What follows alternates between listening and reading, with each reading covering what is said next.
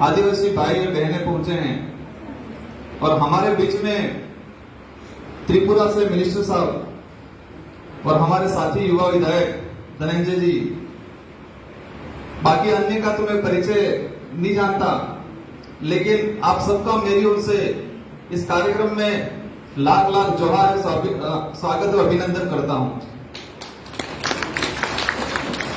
आज इस कार्यक्रम का जो उद्देश्य है, हम पूरे देश के जो लोग हैं यहां सम्मिलित होके ये जो आदिवासी अधिकार दिवस है, इस अधिकार दिवस का क्या उद्देश्य है, ये क्यों मनाया जा रहा है, और हमें सब मिलके हमारे देश में जो आदिवासी समुदाय हैं उनके लिए क्या कार्य करना है। बड़े दुख की बात है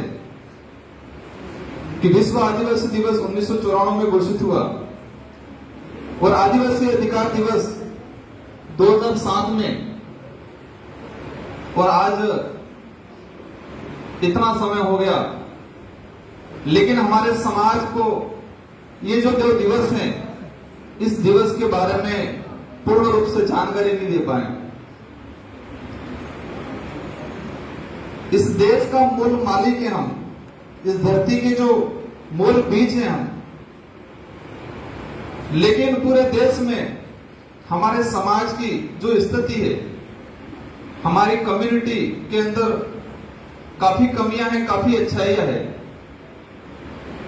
हमें जिस तरीके से हमारे लोगों में जो अवेयरनेस आना चाहिए था, हमारे लोगों में एक चीज देखी हमने, हम लोग काफी राज्यों में बटे, धर्मों में बटे, आमने सामने संपर्क नहीं हो पाया। आज हमारे पूर्व वक्ताओं ने बताया कि किस तरह यूएन के अंदर हमारे जो जागरूक जो आदिवासी लोग थे, उन्होंने हमारे अधिकारों के लिए, हमारी पहचान के लिए किस तरह से वो वहां लड़े। अगर उस समय वो लोग हार मान लेते, उन्होंने जो पूरा बताया कि शुरुआत में अंदर भी कुछ नहीं दिया गया, फिर बाहर वो कांच का लगाया, बाहर ही बैठ पाओगे, सुन पाओगे, आप बोल नहीं पाओगे, फिर आगे संघर्ष किया और उनको मौका मिला अंदर जाने का और अपनी बात रखने का, और बात रखने के बाद भी किस तरह से उनका आगे जो संघर्ष रहा, और इस संघर्ष के बाद हमें आज 2 दिवस मिले। और ये जो कार्यक्रम है, विश्व अधिकार दिवस, आदिवासी अधिकार दिवस जो मना रहे हैं हम, इसके माध्यम से बहुत कम अवसर मिलता है, हम बहुत कम संख्या में यहाँ पहुंचे हैं, क्योंकि इस देश के प्रत्येक कोने से, प्रत्येक राज्य से 5-10 लोग साथी यहाँ पहुंचे हैं। और मेरी ओर से आप सबको कहना चाहूंगा कि हमारे समाज में, हमारे आने वाली पीढ़ी के अंदर हमें ऐसी ऊर्जा भरनी है, ऐसी ताकत भरनी है, हमारे अधिकारों के बारे में, हमारी संस्कृति के बारे में और हमारे इतिहास के बारे में हमारी आने वाली पीढ़ी को हमें बताना पड़ेगा। अगर हम हमारे आने वाली पीढ़ी को हमारे इतिहास के बारे में हम बताना शुरू कर देंगे और वो जान जाएंगे, तो अवश्य इस देश में, इस देश के जो वास्तविक मालिक हैं, इन मालिकों का एक दिन अवश्य अधिकार रहेगा और इस देश पे हम लोग राज करेंगे। आप सबको लगता होगा, मैं एक दक्षिणी राजस्थान भील कम्युनिटी से आता हूं। इस तरह कल का हमारा जो कार्यक्रम रहा था नागालैंड में, नागा और गोरा जनजाति, लेकिन हमारी बात बता दूं, हम 3-4 साल पहले, मतलब 5-6 साल पहले हमारे लोग अपने आप को आदिवासी कहना पसंद नहीं करते थे। हमारे पूरे देश में ये स्थिति है, यहाँ का जो आदिवासी है वो दूसरे राज्य का आदिवासी से अपने आप को अलग महसूस करता है, अपने आप को अलग मानता है। इस देश में छुआछूत जातिवाद है, लेकिन हमारे आदिवासी समाज के अंदर भी जो छोटे छोटे समूह हैं, उन समूहों में भी आपस में समन्वय नहीं है और अपने आप को ऊंच नीच की थोड़ी भावना रखते हैं। ये चीज हमें खत्म करनी पड़ेगी और हमारे देश में जो आदिवासी समुदाय हैं, सभी आदिवासी समुदाय को एक मंच पे आना पड़ेगा और एक मंच पे आने के बाद हमें ऐसी एक रणनीति बनानी पड़ेगी सबसे पहला उद्देश्य हमारा ये होना चाहिए कि आदिवासी समाज का प्रत्येक व्यक्ति जो है, जो व्यक्ति है, सबके अंदर आदिवासी भावना होनी चाहिए और वो गर्व महसूस करना चाहिए कि मैं इस देश का मालिक हूं, इस देश का मूल बीज हूं। सबसे पहला काम हमें ये करवाना चाहिए कि हमारा मुख्य काम प्रत्येक व्यक्ति के माइंड में हो जाना चाहिए, मैं आदिवासी हूं, इस देश का मूल मालिक हूं, मूल बीज हूं। ये काम करने में हम सफल हो गए तो अवश्य पूरे देश के आदिवासियों के अंदर एकजुटता आ जाएगी। आज हम काफी लोग धर्मों में बटे हुए हैं। वो इसलिए बटे हैं कि हमें हमारी जो सच्चाई है, हमारी जो ताकत है, हमारी जो पहचान है, जो वास्तविकता है, इस वास्तविकता को नहीं समझ पाए। हर क्षेत्र में अलग अलग धर्म में आदिवासी, कई ईसाई धर्म में, कई हिंदू धर्म में, कई अन्य धर्म में, सभी धर्मों में बटे हुए हैं।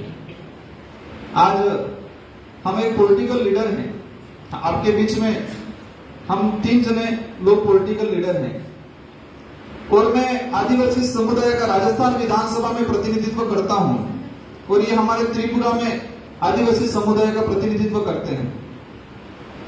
हम जो चुने गए हैं वो आरक्षण व्यवस्था से चुने गए हैं। जो आरक्षण जो मिला है, हम बिरसा मुंडा का इतिहास पढ़ते हैं, टाटा मामा का इतिहास पढ़ते हैं। उन लोगों ने अपने जल जंगल जमीन के लिए लड़ाई की थी और जो आरक्षण व्यवस्था जो मिली है, इस आरक्षण के लिए हमारे पूर्वजों ने काफी बलिदान दिया है और इसी के फलस्वरूप आज हम आज एमएलए बने हैं।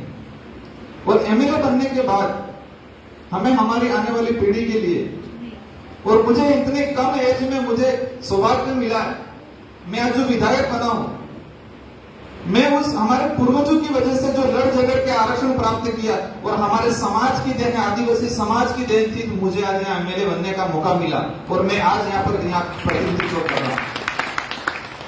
क्योंकि हमारे लोगों ने वो ताकत पहचानी। हमारे एरिया में काफी जनजागरण हुआ आदिवासी समाज को लेके, एक प्रेम भावना बढ़ी। आज हम 2-3 राज्यों में बैठे हुए, भिल कम्युनिटी, महाराष्ट्र, एमपी, गुजरात, राजस्थान। तो आज पहले जो स्थिति थी कि राजस्थान का आदिवासी गुजरात में जाता था, भिल कम्युनिटी का तो इतना प्रेम भाव नहीं था, लेकिन आज वैचारिक इतना जनजागरण आ गया है कि राजस्थान का आदिवासी अगर गुजरात में जाएगा और वहां के आदिवासी मिलेगा, उसको इतना पता चलना चाहिए कि आदिवासी है, तो आज अपना भाई समझ के मान सम्मान करता है, क्योंकि एक वैचारिक जनजागरण आया। आज इस कार्यक्रम में जो साथी पहुंचे हैं, उन सभी को मैं एक ही संदेश देना चाहूंगा कि हमें देश लेवल पे एक इस तरह से कमेटी बनानी चाहिए, उस कमेटी के माध्यम से हमारे देश के अंदर जो आदिवासी समुदाय रह रहा है उसको किस तरह जागृत किया जाए। हमें व्यापारिक एक समन्वय बनाना चाहिए, हमें आर्थिक रूप से मजबूत होना पड़ेगा। हम कहते हैं इस देश के मालिक हैं, लेकिन हमारे इस देश में जो आदिवासी समुदाय रह रहा है, वर्तमान जो सरकारें हैं, जिस तरह से प्रताड़ित किया जा रहा है, सभी राज्यों में ये स्थिति होगी, हमारे राजस्थान में भी है। जो इस देश का मूल मालिक है उनसे जमीनें छीनी जा रही है, जल जंगल जमीन के लिए ही हम लड़ रहे हैं और वही हमसे छीन रहे हैं ये लोग। इसलिए हमें हर क्षेत्र में आना चाहिए, व्यापार में आगे आना चाहिए, राजनीतिक में आना चाहिए। हमारी सबसे बड़ी कमजोरी है, हम लोग काफी बटे हुए। हम यहाँ पे आके बात तो कर जाएंगे कि हमारे समाज के लिए ये करेंगे, वो करेंगे, लेकिन जो हमारे समाज के अधिकार जो है, उस अधिकारों को खत्म करने वाले संगठन हैं, हम उनको ही मजबूत करते रहते हैं नीचे। क्या करते हैं हम लोग? हम बातें करते हैं कि हमारे आदिवासी समाज को जागृत करना है, आज हमारे आदिवासी समाज को मजबूत बनाना है, हमारे आदिवासी आने वाली जो पीढ़ी है उस पीढ़ी के लिए कुछ कर गुजरना है। लेकिन हम हमारे क्षेत्र में जाके जो लोग आदिवासी के खिलाफ जो चल रहे हैं, आदिवासियों के खिलाफ पॉलिसी बना रहे हैं, उन्हीं लोगों को हम जाके मजबूत करते हैं। तो क्या इस तरह आदिवासी समाज का भला हो पाएगा? हमें हमारा खुद का स्वतंत्र संगठन तैयार करने पड़ेंगे, हमें खुद को लड़ना पड़ेगा। और जो शक्तियां आदिवासी समाज के अधिकारों को, आदिवासी संस्कृति को खत्म कर रही है उनके खिलाफ हमें खुल के लड़ना पड़ेगा। हम कितना पीछे ये मानना पड़ेगा। सबसे पहले हमारे अंदर जो कमजोरी है उस कमजोरी को हमें एक्सेप्ट करना पड़ेगा कि हमारे अंदर ये कमजोरियां हैं। हम लोग हमारे समाज के लोगों में काफी जन जागरण नहीं ले पाए, उनको जागृत नहीं कर पाए हम लोग। आज इस कार्यक्रम में आप सबने आमंत्रित किया और शायद कल का भी कार्यक्रम है। हमारे बीच में पहुंचे मिनिस्टर साहब, उनको मैं धन्यवाद देना चाहूंगा कि इतनी बड़ी पोस्ट पे बैठे हुए हैं, लेकिन सामाजिक भावना है उनके अंदर, और वो सामाजिक भावना होने की वजह से